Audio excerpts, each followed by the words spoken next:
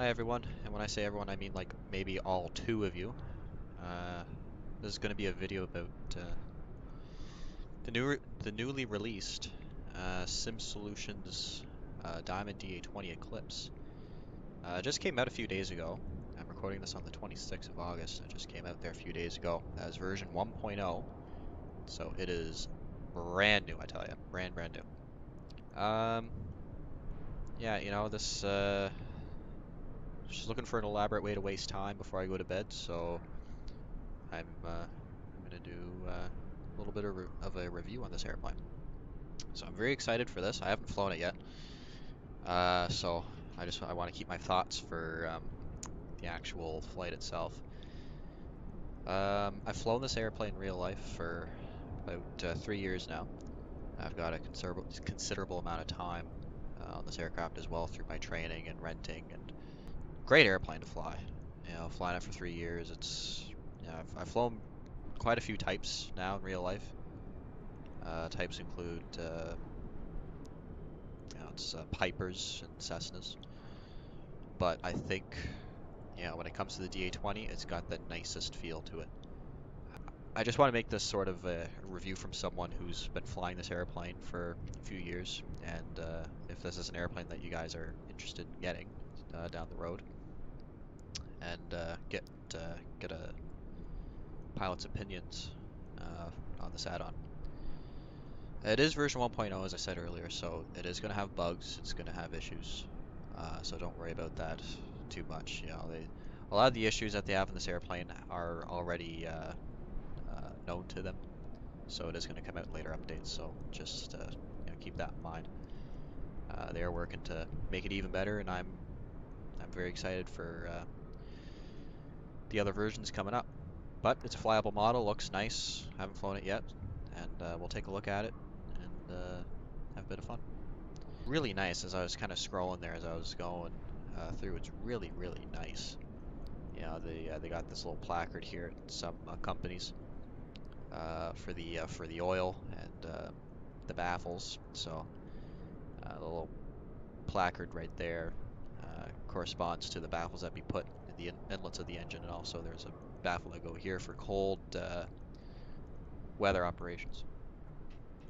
It's really nice, and just the general look of it, and how well they replicated it. You know, there's all the little tiny details from these little inspection little windows there, so you can actually look in those windows and see the mechanism moving for the ailerons and flaps there, which is really cool. So you can take a look at that in the walk around, and yeah, like everything else too, it's amazing. Yeah, so the inside's pretty nice. It's just like what you'd see in real life. There, I don't like how low the sun is. I want to put it a little higher. We're in Florida. It's always got to be at the highest point for me to stay happy. Oh yeah, we're in Kissimmee, by the way. We're gonna go fly around Disney World once we finally get going. Yeah, so inside's nice. It's like super accurate. You have your basic 6-pack and your tachometer and your OBS. GNS 430, sound controls, and obviously your temps and pressures for the engine, circuit breakers. Over here, Hobbs meter. These are your cooling vents right there. Flaps, obviously, right here. 3-position switch, up, takeoff, and landing. Fuel shutoff valves right there. Guess we can't pull that. These are environmental controls, so if you want the heat on or off, this just deflects the little thing in there to have it so that the heat goes to the windshield, so the defrost, or to your feet. So in the wintertime, basically, you just want to have that right in the middle. If you want it to evenly split out your feet and your windshield, and most of the air will come up to your upper body, so it's kind of nice. And you can control how much you want the heat, which is nice. Yeah, so just you have a basic stick, which is kind of nice. Then you have your alternate air, so that's used for emergencies only. If you have a rough running engine or your engine quits, it's another way to, it opens up an alternate air source, as the name implies, the alternate air, for your engine to get some more fuel, and your throttle, and your mixture. And then the rudder pedals are down there. Can't see them from here. But in real life, there's a little grip that you can pull out, and when you pull it out, the rudders will move um, toward you.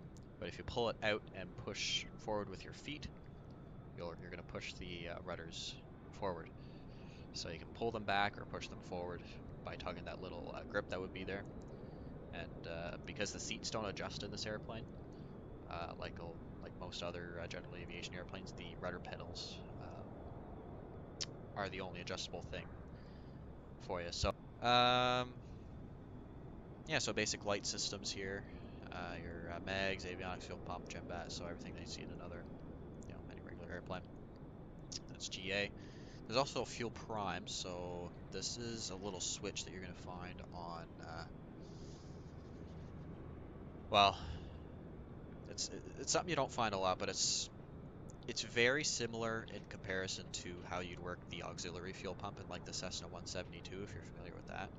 So you turn it on just for start to prime up the engine. So the way we do that in the Diamond is when we start, we turn the fuel pump on, fuel prime, then we put the throttle all the way up for a few seconds. Depending on how, if the engine's hot or cold. If it's a cold engine, it'll be 5 to 10 seconds. We'll keep the throttle full, and then we'll bring it back to about a quarter inch or so. Then we'll start it. Then after the engine starts, turn the prime off. But if it's a warm day, you only need to put that up for about 3 seconds, maybe not even. So that's how you use that. So then you turn it off after start. So really the only time you use this during normal flight is starting the engine, as it says here, off for normal flight. But obviously you'd want to use this if you have some sort of emergency. Some basic enunciators here. So the generator and canopy enunciator is here, and you have start and EPU, and that's all you have for enunciators. And you also have a something for your trim here, so we'll show where your trim is. If it's nose up, nose down. So it's kind of nice. It's all right there. You don't have to look down or anything. So the Diamond's very nice like that. It's all everything's in arm's reach, so it's never a hassle. So without further ado, let's go flying. So we're at Kissimmee right now. We're not in VATSIM or anything like that, so we're just gonna get going. So we're close to canopy, so just pull that down. Then these little red latches, you push them forward, and they should lock into position. So before we start, I just want to make a quick mention of the dipstick and the hood back here. So I think that's kind of nice touch. So the hood's usually used for instrument training, not IFR, obviously. This airplane can't fly IFR, but just to sort of impair the vision of the students from the outside, so you can actually practice flying on instruments. And you have a dipstick as well, so you can measure how much fuel there is by taking this cap off right here and putting the stick into the tank, which is kind of cool. All right, so let's start this thing up. So mixture rich. So it's going to be a cold start. So probably about 5 seconds of prime, I guess. So position. I'm not going to follow checklist. I'm just going to kind of go, but I'll just kind of touch on some things you might see in the checklist. Okay, fuel pump. All right, 1, 2. All right, it's cool. All right, I flipped the mags on there earlier because I tried to start this up, but it didn't work. All right. Oh, it's not doing it again. All right. Bruh. God damn. Oh. Okay, well I saw what that was. Alright, soil pressure's in the green. Start it up. Alright, cool. So I think what happened there, because earlier I was kind of playing around with it, and it isn't modeled, but this is the fuel shutoff valve. If you pull this out in real life, the engine's going to quit. it's another source to cut off the fuel to the engine. So they didn't model the animation for it, but when you click it, the engine will quit. So just like that, you see it. Just press it. That's interesting. Okay. All right. So ready to go. So I'll just the electrics on.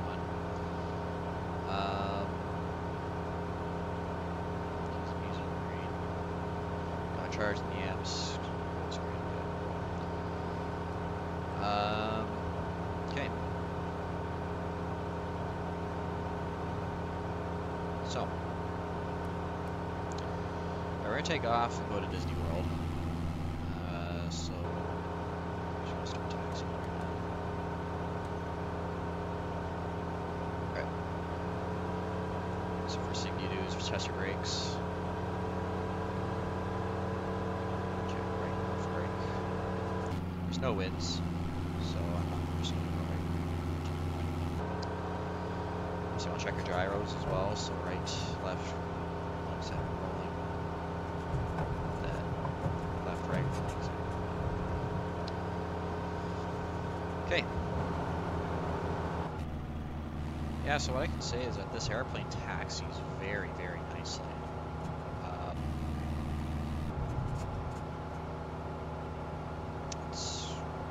It's got good feel to it. The one thing I will say, however, now this is probably just a simulator limitation, obviously. I'm not worried too much about I'm not worried too much about like the realism of the systems. I'm not that kind of guy, I guess. But the nose wheel is actually what you call a cast steering nose wheel. So when you move the rudders, your rudder pedals, the airplane's not actually going to turn because that nose wheel is it's in free floating, so it's not actually tied to anything that will help you with directional control on the ground. It's all done with differential braking, so you apply your brakes left and right, and the airplane will move that direction. So there's no nose wheel steering, it's just differential brakes. I can kind of see that when you just use the rudders the whole term, but that's probably just a simulator limitation, so it's kind of a cool little fact for you, I guess, for all two of you who are interested. And also the park brake too is really interesting. It's not modeled in the sim, but in real life, when you apply the park brake, you have to apply the toe brake, excuse me, press the toe brakes 3 times. So you turn your park brake, and then pump the brakes 3 times, so 1, 2, 3, with your toes, to pressurize the hydraulic fluid to actually press up those plates against the brakes. So here. So there you go. Yeah, so let's do a bit of a run up here. I'm not going to follow any track again for this, but I'm just going to kind of cover some things you can see. So, Runup's usually done 17 at RPM. So 17 RPM. So do your mags first. So max drop 150, max difference of 50 is what we're usually. So limits the airplane so flag the vacuum gauge, you want to make sure the vacuum gauge is in the green, primer's off, and your temperatures and pressures, green circuit breakers in, carbon monoxide current is okay. And then check your alternator load, so you just want to make sure that your amps and volts are going to stay in positive ranges. So the amps above 0 will stay in the green. So here's how we do it. So we turn all on all the electrical as soon as you can. And then put our flaps down. See that the amps stay above 0. So stay. Now generally in the airplane at this point, the amps would be at just above 0. They wouldn't really be that far. So that's how you do it. So turn everything off there again. Flaps are down there, as we're saying. Turn the fuel pump off. So 5 seconds to see that the fuel pressure doesn't change too much. It doesn't go to red. If it doesn't,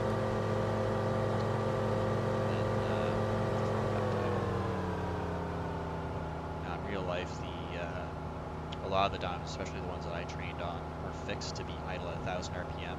So when throttle's at idle, it'll be 1000 RPM, but in this case, I have to move it a little bit. But, every dyno's a little bit different. It's an option that you can get the dynos system. Yeah, so that's just basic run-up. So some things on that checklist you might see will be alternator load, and checking your T's and B's on it. It's pretty basic, but the most confusing one might be alternator load to some people, because it's not something that you see on a lot of other checklists for aircraft on the simulator. So all you're doing is just turning on all the electrical consumers you can, so lights and then your flaps, making sure that your amps stay in the positive. Before you take off, flight controls for you correct. And fuel pump's on, prime's on, batteries on, flaps are set, mixture rich. So there you go. It's basic run up. So without further ado, take off. So we're just going to do a circuit first, just to kind of get a feel for it. And then we'll go out and practice some moves. So let's waste some time. Let's lights. Scan cockpit. There we go.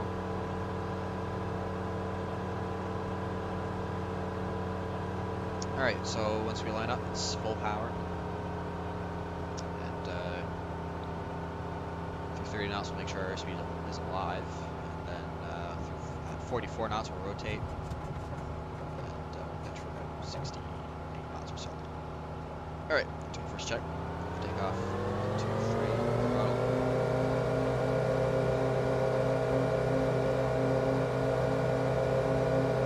Kudos. 44, rotate.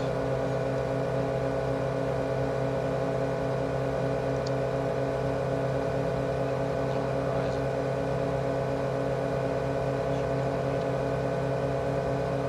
68.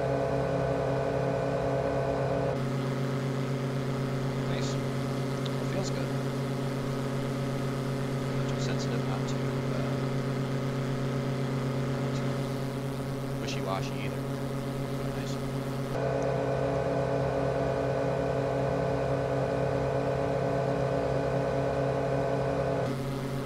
So once we're through about 400 feet, flaps up.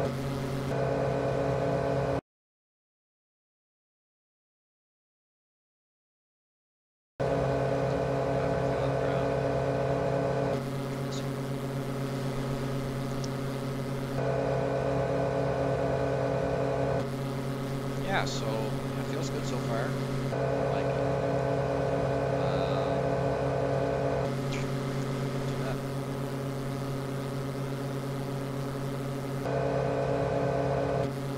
One of my dreams in my life is to fly around Florida in an airplane. I'll ever be able to do it, hopefully one day, but rent another airplane or something.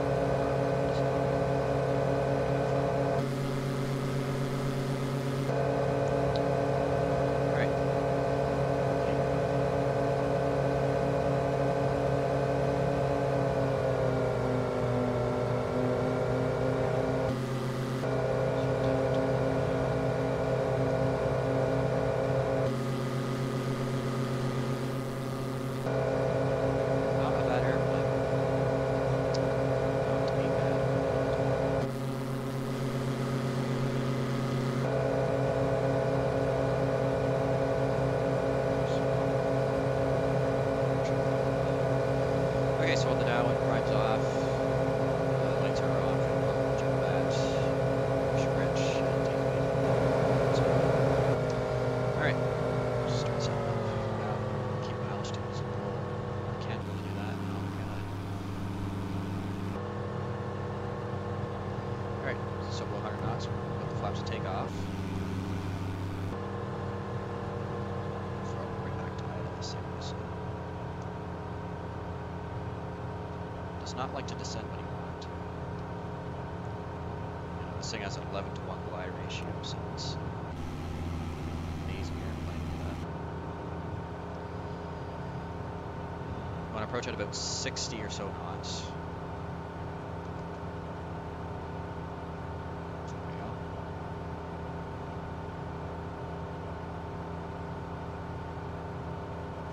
Let's set up a little too late.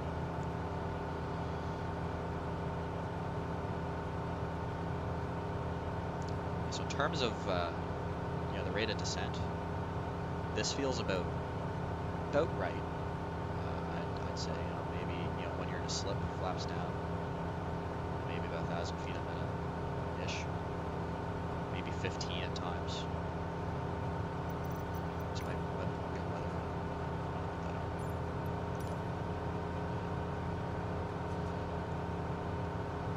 I'd want to have a real weatherometer. Turn that off. No wonder it felt a little fast taking off.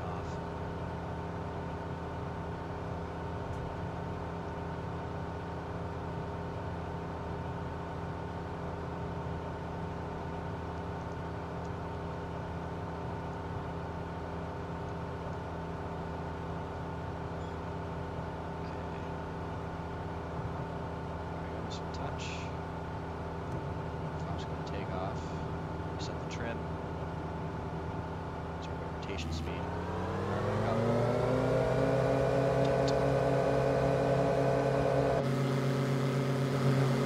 Okay, so as we're getting up to altitude,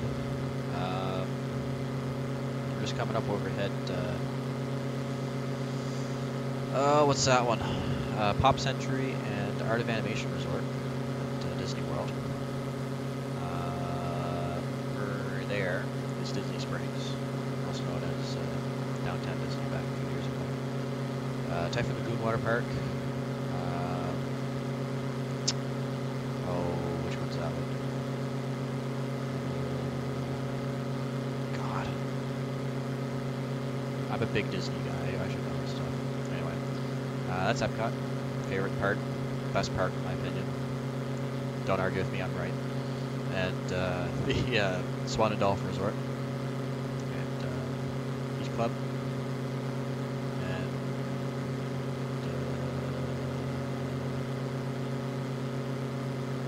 sorry, what the hell? Oh no, that's Coronado Springs Resort, Blizzard Beach Water Park down there, the 3 All-Star Resorts down there, and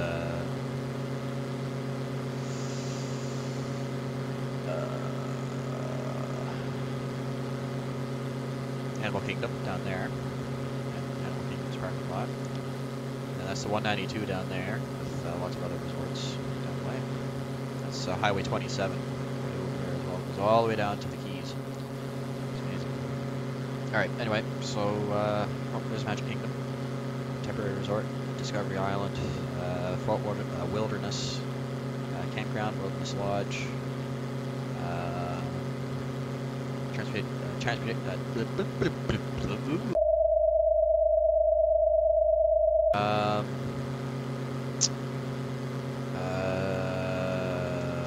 Polynesian, Grand Floridian, and Magic Kingdom, obviously, temporary resort. Golf course, probably park. Yeah, it's just Disney World. You can see all of Disney World up here. Good. The first thing we're going to do is we're going to do a spin. There's a trick that you use to get the airplane into a spin on the simulator. Power comes back to idle. So this is how it works. Put in about maybe 5-10 degrees angle of bank. Maybe 10 degrees might work a little more. So once you get really slow, the airplane's going to kick itself over to the left, and then right aileron, believe it or not, then full left rudder. I did right for a second there by accident. Then you just hold it back, and there it goes. It's in the spin. There it is. All right, let's get out of this thing. Ooh. Oh, there you go. So it spins. Amazing.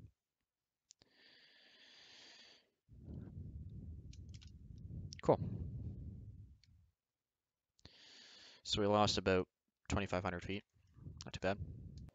It does spins. Let's do a stall. So let's bring the power back. we'll speed this up. Just gain a bit of altitude here. All right, put her back level flight as we stall this thing. Oh, there it goes. So full throttle. Use a rudder to level those wings after a stall. Yeah, well, stall physics pretty good. Actually, let's do this. I'm gonna try out the gliding physics on this thing and see how well it glides. So I'm gonna just kind of spin myself to the ground to make this a little quicker.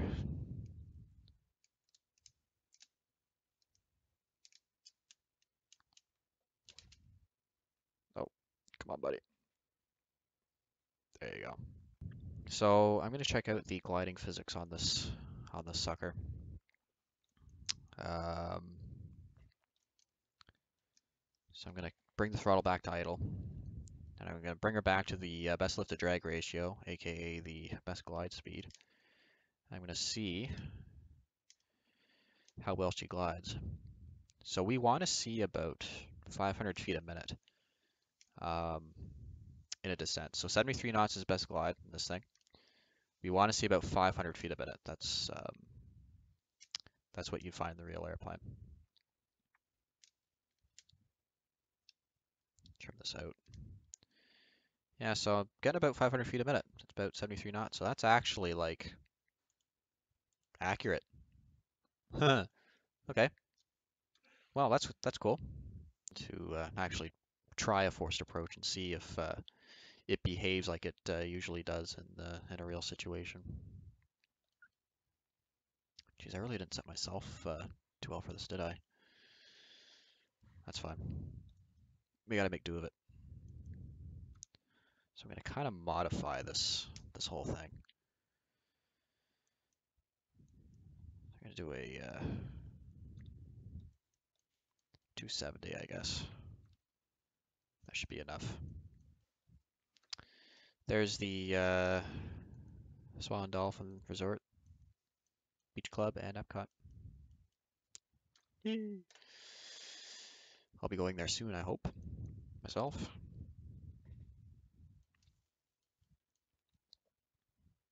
So let's see, as we pull more, we should be seeing a increase in rate of descent.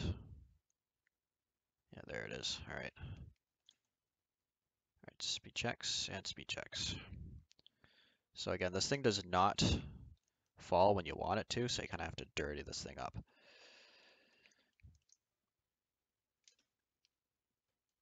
Whoops. So yeah, this airplane has 11-to-1 glide ratio, so it's absolutely just like a beast. Oh, and my place where I wanted to land disappeared. Or it was white there before. That's okay. Yeah, you know, this feels accurate to what an actual glide would be. So with flaps down to slip, 1,000 feet a minute, maybe even 1,500 feet a minute some days. And there you go. And then, pretty much right where we wanted to be, eh? All right, let's go around.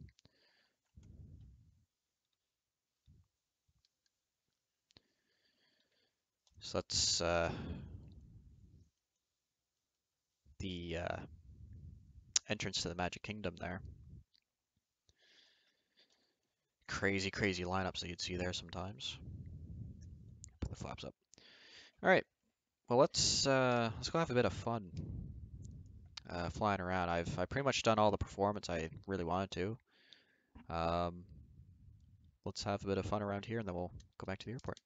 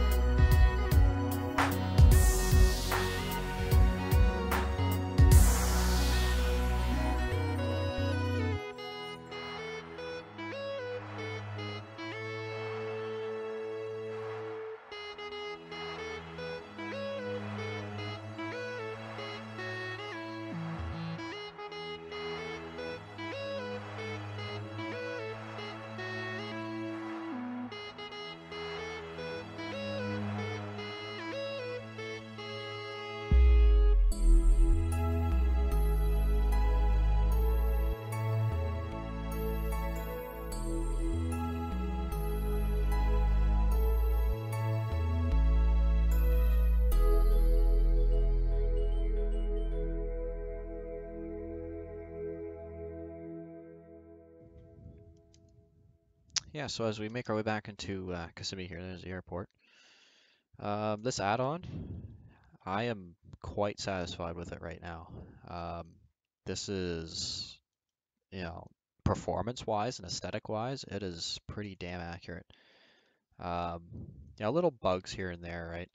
I noticed, when you push these, I forgot to mention this earlier, but when you push those in, they should light up, and you can't really see the trim like too much. Maybe if I turn that on a little bit, well, no, it won't.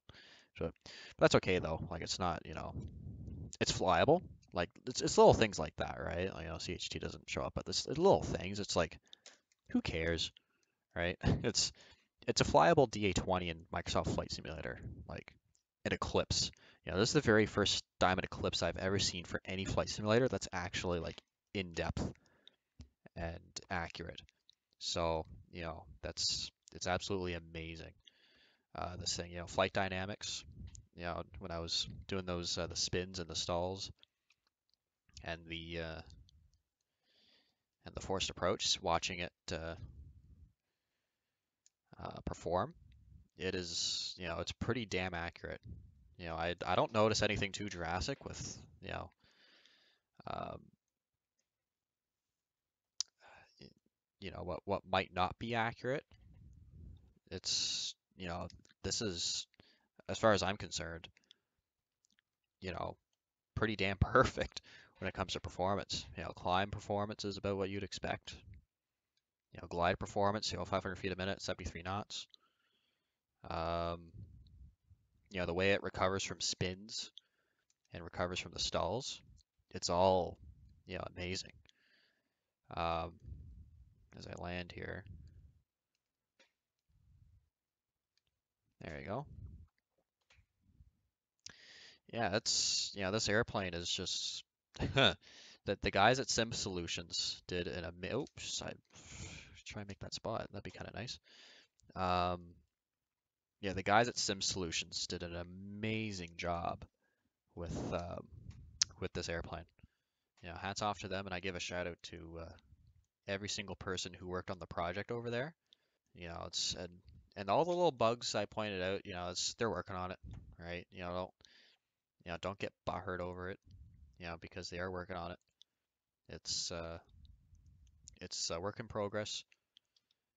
It's version 1, right? So it's, you know, very, very early. So, don't sweat too much about it. They're working on it, but just those little things. But, besides that, this airplane is just absolutely amazing. And at the end of this, I would definitely recommend this airplane to anybody who is looking to be flying a DA20 sometime in their time and wants to kind of familiarize themselves with it, or if it's someone in flight school who wants to learn their procedures a little better and kind of get in the groove of the procedures and kind of its performance in a way. This airplane is for you. So let's shut it down and we'll finish this up. So avionics fuel pump is off. We do the live mag check obviously, so mag's off for a second, back to both, make sure they aren't live, and then magnetos can come back. Airborne for 35 minutes and 2 landings. Very good.